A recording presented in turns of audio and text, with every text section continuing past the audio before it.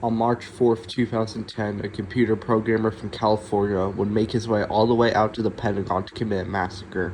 When his plan went awry, his true anti-government beliefs would be uncovered. This is the story of John Bedell. Hey all, I chose this case today because despite the fact that it occurred at such a prevalent government institution, it's still pretty obscure. Enjoy. John Patrick Bedell was born on May 20th, 1973 to Oscar John Bedell Jr. and Karen Bedell in Hollister, California.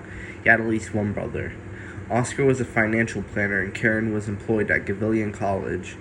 Basically nothing is known about John's early life. He attended San Benito High School and graduated around 1991. After high school, John attended the University of California, Santa Cruz, from where he graduated with an undergraduate degree in physics. He then attended San Jose State University to study biochemistry between 1995 and 1996. After his schooling was done, John worked as a computer programmer. In 2006, police learned that John was growing marijuana on his apartment balcony, so that he could make a monetary system based on the value of 1 gram of cannabis.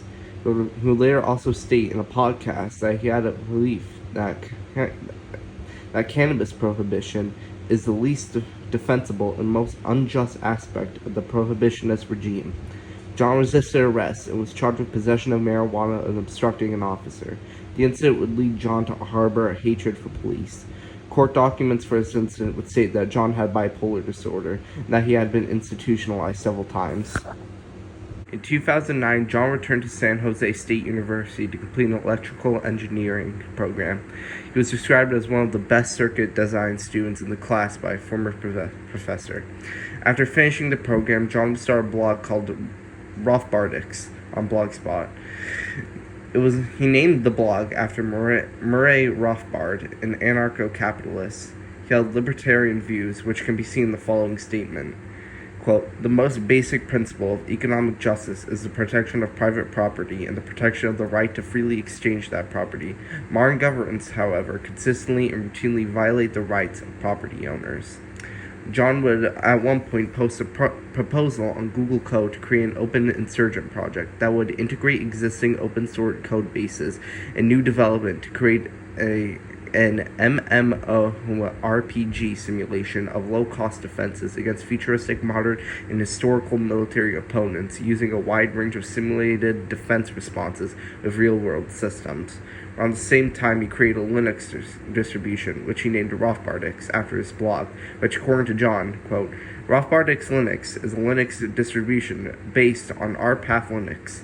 Rothbardix Linux realizes the ideas of Murray Rothbard and an easy-to-use systems for secure financial cooperation."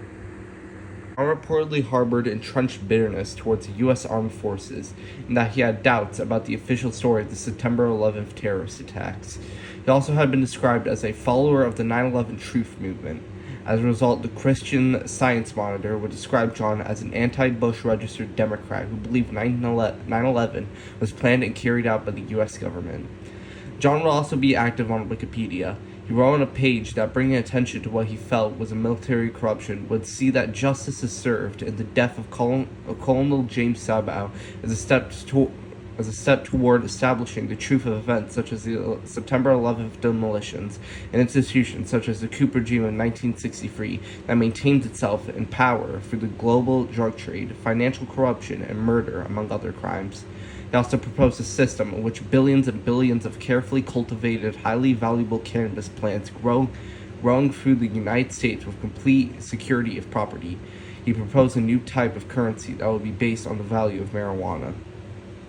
By March 4th, 2010, John had a sinister plan.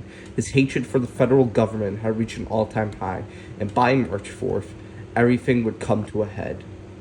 Sometime before the 4th, John acquired 2 handguns, a Ruger 9mm semi-automatic pistol and a Taurus 9mm semi-automatic pistol. With his cachet, he set out for the Pentagon. It is likely John chose to attack the Pentagon because of its military ties, playing into John's previously mentioned bitterness towards the armed forces. He arrived in a suit, which concealed his guns. He eventually made it to Arlington County, Virginia. John was waiting at at the Pentagon station when he was approached by Pentagon police officer Jeffrey Amos, who asked for his credentials. John abruptly pulled out one of his guns and shot and injured Officer Amos before continuing to open fire on other officers. He injured Marvin Carraway, another Pentagon officer. Amos and Carraway, aided by a third officer, returned fire upon John, and within less than a minute of the first shots being fired, John was struck twice in the head and severely injured. Paramedics arrived and both officers were treated. Jeffrey Amos had a thigh wound and Marvin Carraway had a shoulder wound, both of which were superficial and non-life-threatening. Both officers were later released from the hospital. John was in critical condition after being shot in the head and was rushed to Washington, D.C.'s George Washington University Hospital where, despite efforts to save his life, John Bedell died at the age of 36 in the early hours of March 5, 2010. The attack was over. While John failed to kill anybody, the Pentagon was locked down. All entrances were reopened soon after, although the subway entrance remained closed overnight. Despite the location of the attack, the 2010 Pentagon shooting in John Patrick Bedell had become mostly forgotten. Officers Amos and Carraway have moved on 15 years since the shooting incident. John really failed to accomplish anything. That should end this video for today. If you like this video, please like and subscribe. Goodbye and stay safe.